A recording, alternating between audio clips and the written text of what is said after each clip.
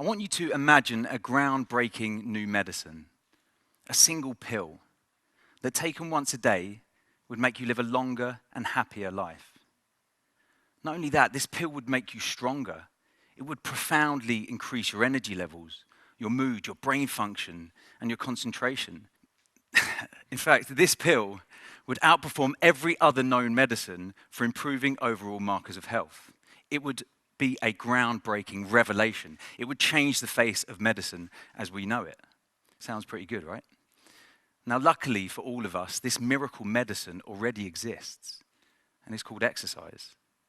And if it were available in a pill, it would be the most prescribed and most valuable medicine on earth. But there's a catch. See, for this pill to keep on working, we have to keep taking it. I've spent the whole of my career trying to persuade people to do exactly that. Over the past 15 years, I've been on tens of thousands of health and fitness journeys. And across all of those ages and demographics, I've noticed a worrying and common trend. Whilst exercise can most certainly help us dramatically improve our lives, in many cases I've seen it end up doing the exact opposite. I call this the exercise happiness paradox. Now, to unravel the paradox, we must first understand a little bit more about what goes on up here. You see, our mood, our happiness, and our feelings of mental health are almost entirely controlled by our brain chemistry, this complex cocktail of hormones in our head. And whilst we have little to no control over external factors like national lockdowns or other people's behaviors, this brain chemistry can be manipulated by the foods we eat, by the amount of sleep we get, by how much exercise we take part in.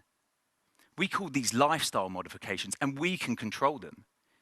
So a sensible hack for improving our happiness then is to attempt to try and manipulate this brain chemistry to try and make us feel optimal. Anyone who's ever completed a decent workout would have experienced this, that rush, that euphoria, the high we get when we finish. This is down to an increase in the production of endorphins, a type of neurotransmitter responsible for relieving pain and stress.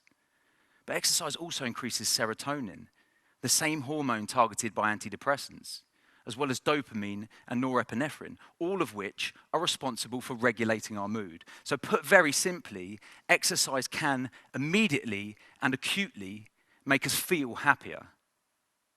But if we're being completely honest, the way that we feel is very rarely the reason we're compelled to start exercising in the first place. I know this because the only question I ever get asked is an iteration of this. How do I lose weight? How do I get toned arms? How do I get a six-pack? How do I get a thigh gap? How long will it take to lose a stone? What's the best exercise for fat loss? How do I get rid of this? Notice how none of these questions have anything to do with the way that you feel and everything to do with the way that we look.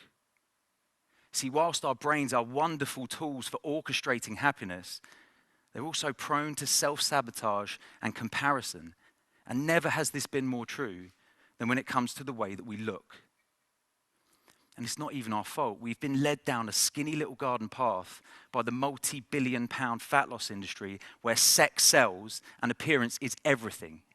We can't even avoid it. Every day, we're bombarded with messages meant to make us feel guilt and shame about the way that we look, all designed to get us to part with our hard-earned cash in return for some revolutionary new diet trend or cutting-edge workout or little fat loss potion sold by a super lean Instagram influencer or a celebrity that never seems to age. And herein lies the paradox. You see, when we embark on our health and fitness journeys, we begin to expose ourselves to this world, these images, these articles and social media highlight reels, and our brains can't help but start making comparisons. We begin to cherry pick the best parts of other people's bodies and lives and start comparing them to our worst parts. I wish I had arms like his. I wish I had legs like hers. I wish I could get away with wearing those shorts. Psychologists call this upward social comparison, and it sets us off on an endless and cyclical pursuit of perfection. Because the sad truth is that the pictures we see on the covers of magazines, in the press, and on the social media highlight reels aren't even real. They are snapshots in time. They are actors who train to peak on a specific scene. They are cover models whose photos are edited and airbrushed to appear faultless. They are your friend's best photos at the best angle with the best lighting. This is not reality. There is a lot of cheating going on. And I know this because I've been there myself more than once. In fact, I want to show you a quick example. This is a picture of me after I took part in a photo shoot a little while back. Now, don't get me wrong, I trained hard, but I do work in a gym. And I did do a lot of cheating. Okay, I manipulated carbohydrate and water consumption to appear drier and leaner and more toned than I actually was. Now, I'm not showing you this to massage my ego in any way, because this is not how I look, ever. In fact, I didn't look like this the day after. Here's a photo of me less than 24 hours later. A huge difference. There is always a huge difference between the photos we are shown and reality. Very few people are walking around like this day to day.